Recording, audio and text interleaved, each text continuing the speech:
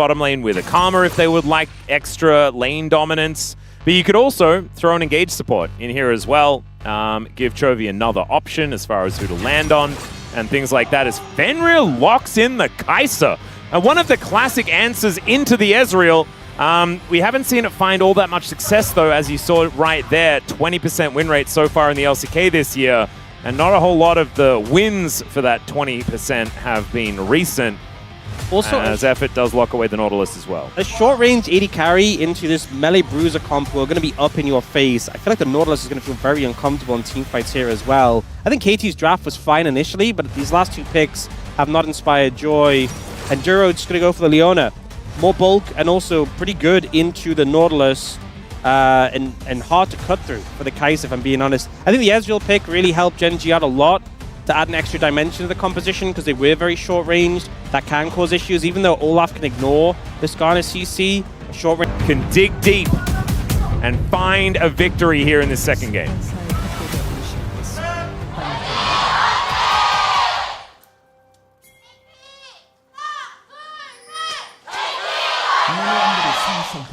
All right, here we are, ladies and gentlemen, onto the Rift for game number 2. KT wanting a better showing here this time around. Fenrir, the classic, using Jackie Love's skin, and an Anchor is going to connect onto Duro already, managing to get the passive proc, and that feels pretty nice. Yeah, definitely want any advantages they can get down in the bot lane. If bot lane goes the same as last game, it's just over. It's not going to be a good time. Leona, Ezreal specifically, very strong level 2 they have to watch out for. Fenrir has gone the cleanse, which is a lot of value in this game into Leona, into Galio. But in lane, you know, if you get stunned by Leona and you cleanse it, you still have the passive on you, you're still taking damage.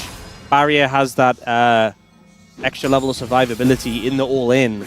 So I'm a little bit concerned that that's just not going to help them. I do think it was the right take. But I think they're already in a bit of a deficit in the bot lane 2v2. Yeah, sort of like being forced to take the cleanse feels bad. Yeah. We'll see whether Fenrir can utilize it a little bit more effectively here as BDD taking the Winds of War. Chovy with some nice taunt damage onto the Orianna. But one thing that we haven't really spoken about too much is the fact that BDD is a fantastic Orianna player. Gen.G and Gen.G fans will be well aware of it. I mean, he used the Orianna alongside the Azir to carry Gen.G to a lot of success. Effort just going to throw the Anchor a little late there as the Zenith Blade was coming in. The way you can play the matchup of Nautilus into Leona is when Leona's Zenith Blade's in, you can Q and you can catch her out of the Zenith Blade and it keeps her at a healthy distance. She's not in range to Q herself with her stun. I think that's what Effort was going for there, but because Duro had already gone through him, he just hit the wall, which was a funny interaction. But especially when you're playing the lane defensively, you just want to keep Duro checked. If he ever Zenith Blades in, you just Q him. You don't follow up with your own auto, because that gets you in range to be stunned. You just kind of Q, maybe throw an E down and disengage from it. It's all about keeping the Leona out of melee range of you. She beats a lot of champions in melee range, especially Nautilus, because she's tankier. And his stun cooldown is so low, and the extra damage to the passive too. Yeah, and you also have Ruler there as well, who can proc the sunlight that she's throwing on everyone and doing all that sort of stuff. So it is a dangerous lane to be in, especially when you also have an engaged support on your side. Can be a little bit different with some enchanters, but we don't have any of those in the game. As Canyon does take down the Rift Scuttler here on the bottom side of the map. Looks for a little bit of an invade, but there is nothing here to take, so he is just going to go back home.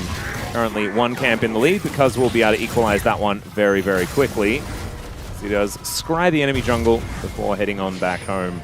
So no shenanigans, no funny business as far as our junglers are concerned so far in this game, as Canyon makes his way towards the top lane after that clear.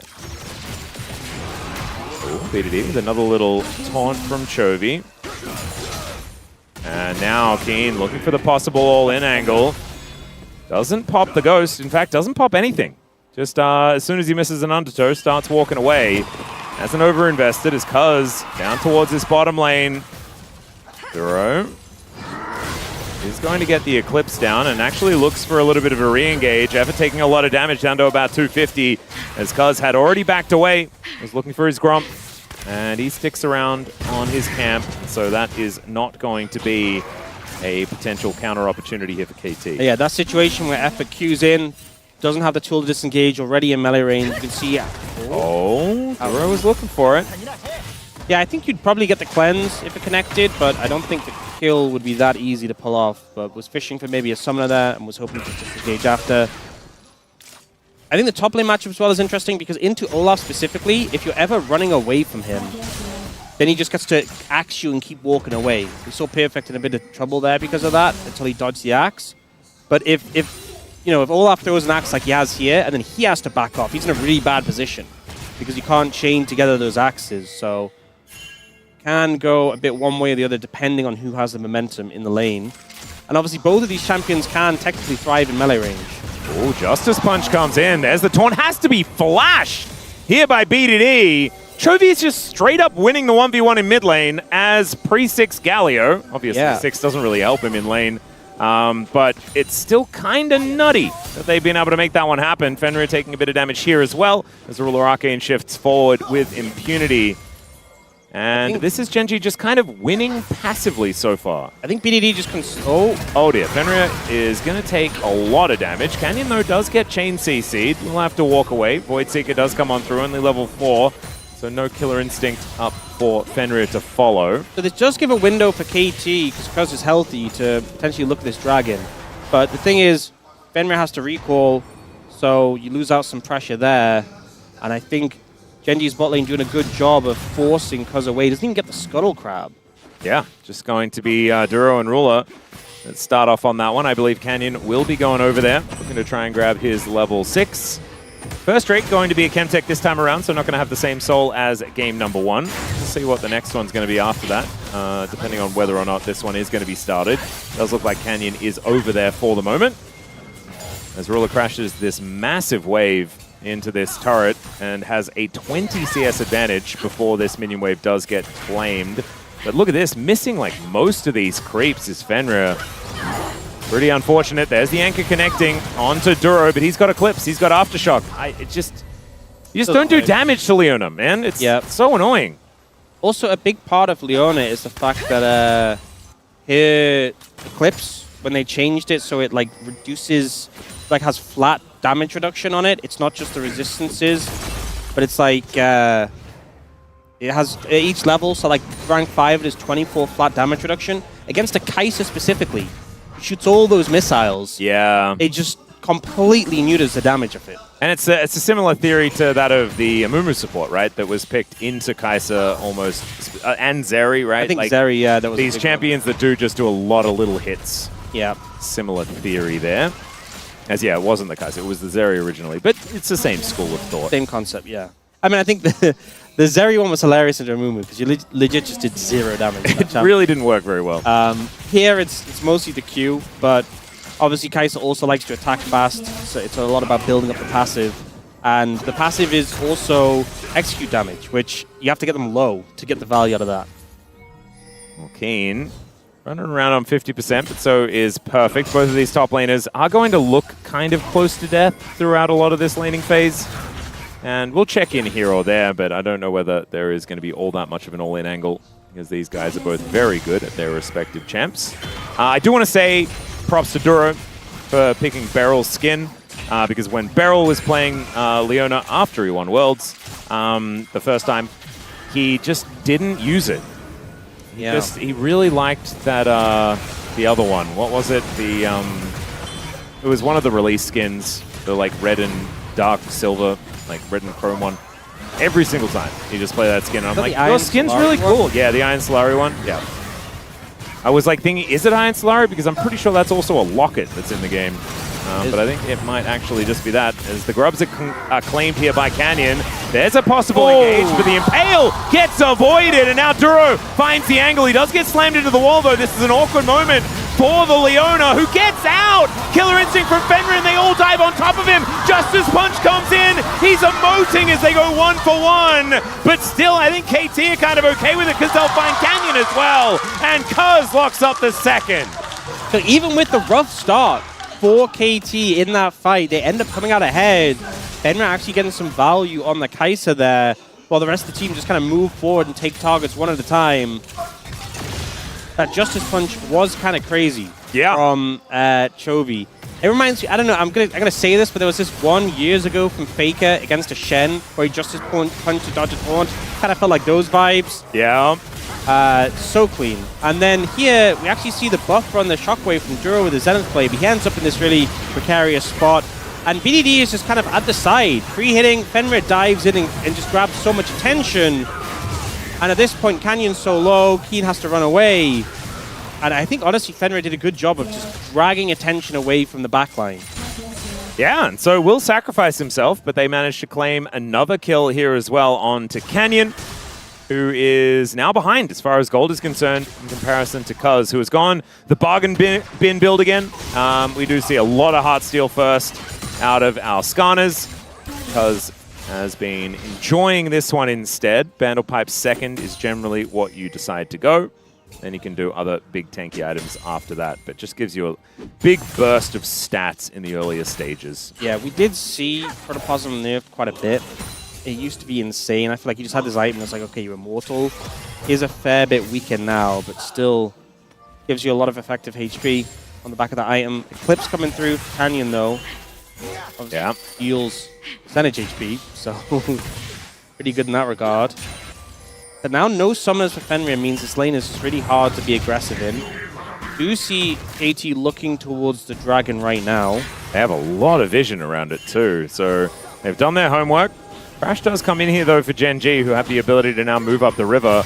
And that is an engage onto Effort. Solar Flare is going to connect as well, as Effort gets the depth charge down, but does have to get out of there. Now Cuz flies in. Heroic entrance comes down. There's the knock-up, max range after the kick comes in, and Canyon just gets himself out of there. Cuz does keep himself alive, but BDD just gets caught in the crossfire and destroyed. Just feels like the threat was shifting from player to player to player. It's like, okay, Effort's out. Now Cuz is the focus. Cuz is out. Now BDD's the focus. And unfortunately, BDD didn't have anyone else to shift that onto and just ends up going down. Didn't even see a flash angle, I guess. No, so pretty unfortunate there for KT to just lose them the dragon and put them a bit further behind. It's going to be Chemtech into Hextech, so... No Tech Dragon Souls this time. No, and honestly, Chemtech could have been pretty good. Oh yeah, whenever there's an Olaf and there's a hand. Oh, okay, okay. Keen just turns it around and kills. I thought I had a second to like finish my sentence. Yeah, I think Perfect was kind of for the mindset of, okay, I think Galio's moving in here. I have to try and find the all-in, but then just die. He did. I mean, it was more of an all-out without being Cassante. Yeah. So here, a lot of CC focus and damage on the Effort. He has to flash away. But then with the Galio coming in, they can just turn onto Cuz. I also like the kick from Canyon against the terrain, so he's still in the hero's entrance. And then BDD just gets caught out here on the back end. Yeah, there was still the ult available for Perfect. So I think you had to throw that down at some point if you're looking for the all-in. If you're not, if you're just accepting your fate, then I guess at least he denied the assist from Chovy. Yeah, but it something doesn't to be said about that. Feel too great overall. I think that he just didn't expect to die that quickly. Yeah. I would assume. You know what? Ran out of health. That Yeah, gets people. it does. It does. Maybe he was like, oh, that 1% crit rune. That's probably what he was said in chat immediately afterwards or in comments. Yeah. I hope so anyway. Maybe he's been playing too much Classic. Because a lot of these young guns, you know, just weren't around when a lot of these champions were in their infancy, you know? Maybe he wanted to learn a little bit. And it's all right. Wave going to get cleared here by Chovy, throws the Winds of War over. And this next dragon, 3 minutes away. It's going to be a little bit of a while as Keen, I mean, he's got his Hexplate. He's just very happy to brawl 6 seconds until that ulti's back up again. True Shot Barrage is just going to annoy Effort as he walks up the river. And Gen.G, 2.3k the advantage.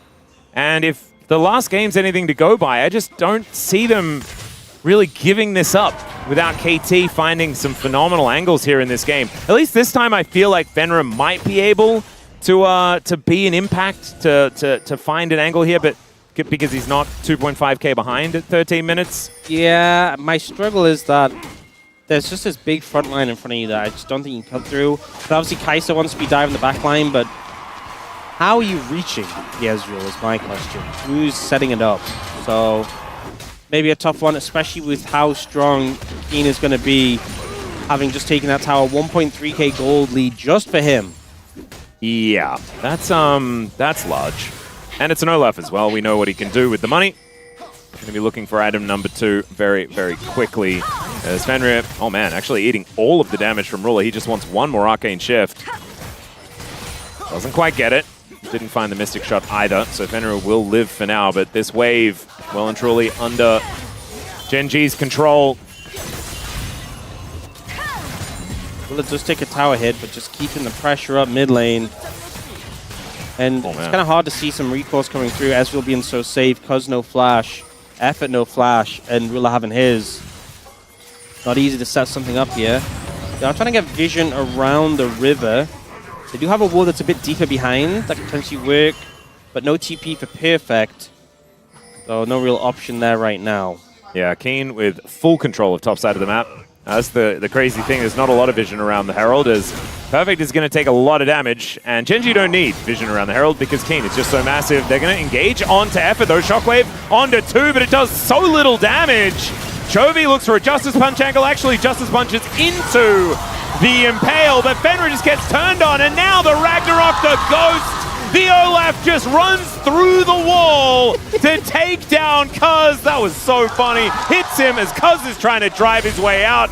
And Effort, yeah, this is a little bit of an I'm in danger type moment, as Drew is going to slow him down, and Effort might just get escorted back to his base. Will be able to walk away, but the rest of his team not so lucky. And I just think Fenrir was in an impossible position there. I thought you were going to call him an imposter. He's not. No. He was in a pretty impossible position there. Nowhere really to go. And Gen.G now with a 5,000 gold lead. This reminds me of yesterday. At least they got kills. Yeah, that's true. This may not be the least kills in the league this time around. But yeah, so fight starts. With KT going aggressive here, but the Galio ult comes down. This time Canyon doesn't kick Effort into terrain, so he doesn't get caught by the Galio ult, but they turn on Fenrir. Fenrir cleanses, but then where's he going? Up there, down there, doesn't matter, there's an Olaf on you. This time, we don't get to see the funny moment with Olaf just so angry he could run through walls. Which was a definite highlight. Yeah, that was very funny. Does use all of his summoners, I guess. That's something to bear in mind. As there is an engage potentially here on Dura, who does respect the Impale and flashes away. The Drake not going to get completed just yet, as they do turn this into Canyon. True Shot Barrage, a little bit of damage here as the Drake is going to lose its patience, but will recharge that. And there goes the Dragon over towards Gen.G. That's double Dragon into Cloud. They're going to be running real quickly on the map this time. And I don't even know whether Killer Instinct is going to be enough to get him away from Galio. Olaf with Cloud Soul. Yeah, man. Oh my god. It's Permaghost. He's just got Permaghost. And then he ults with the Hexblade as well, and he just max speed. He is zooming. Okay, well, it's fine. There's still 2 dragons away. They have a 5,000 gold lead. And, you know, that at least about the Cloud Soul thing, KT might lose the game before Cloud Soul even comes through. I think the mindset you have to have as KT in this moment would be like, look, yes, they have a large gold advantage, but we've seen an LCK team throw a much bigger gold advantage. There you go. You know which team that was? Themselves. Yes. Perfect. And Perfect is right here. Yeah, he's right there. He is going to avoid that axe. Duro is making his way down. And Perfect won't have to use his flash or anything like that. Keen doesn't have his, nor does he have his Ghost, and so isn't going to go for the all-in. I think to me, I think the vibe I'm getting is that Gen.G just really wanted to get Fry's group back on as soon as possible, so they're speeding up this series to the maximum. They're just trying to get more fans, aren't they? You know, because that's what everyone wants, really, is just as much Rise group as we can possibly get. Mandate, I see you, Gen.G. Mandate comes through for Chovy, so insane amounts of ability haste on most of his abilities. Quantum Spike's kind of coming through for a few members of Gen.G. So Perfect finishes his plated steel caps. Keen finishes the Stride Breaker. Oh no! Also, that's a full mana immune just completed there for Ruler. Effort is going to get taunted. Does get the dredge line off before that does come on through, because we'll be able to claim his Raptor, so there is at least that. It's the little wins, you know, that we talk about. As Effort, once again, going to have to vacate the area. Gets a ward down, Chovy immediately kills it. And this is very reminiscent of what we saw in game number 1. This is Gen.G going full suffocation mode, right? They've managed to find that big lead, and now they're just not going to throw it away. They're going to make sure that KT falls further and further behind. And yeah, it does kind of look frustrating because there's not the same level of action. True Shot Barrage tries to... Oh my god! That was through Locket, and they just killed him because he's going to get smoked, but still takes down the inner turret in the mid lane. Didn't like the idea of ramming it into the inhibitor turret, so he just steers her out of the way. And Shelly gets a little bit more work done here. They're going to break open the base before 20 minutes. Oh, unless there is enough of a defense. And it looks like KT are at least going to last until that 20-minute mark. Another wave does come through, but Gen.G will just back away. That was brutal. Fenrir still had flash, and it was just like, no, I live these. Yeah, maybe Effort was like, no, I've got Locket for you, bro. And then he died. Oh my god, this is brutal. 풀빨간 거겠는데? 나 Oh my lord. 오호! Yep. 맛있게 잡네. Delicious. Indeed. Okay, so 6-2. Maybe, so, what was it, 12 kills was the least? And that's how much we got in the last game? If Gen.G keep playing it like this, it might be a similar story. Yeah. You know what I'm really starting to think about?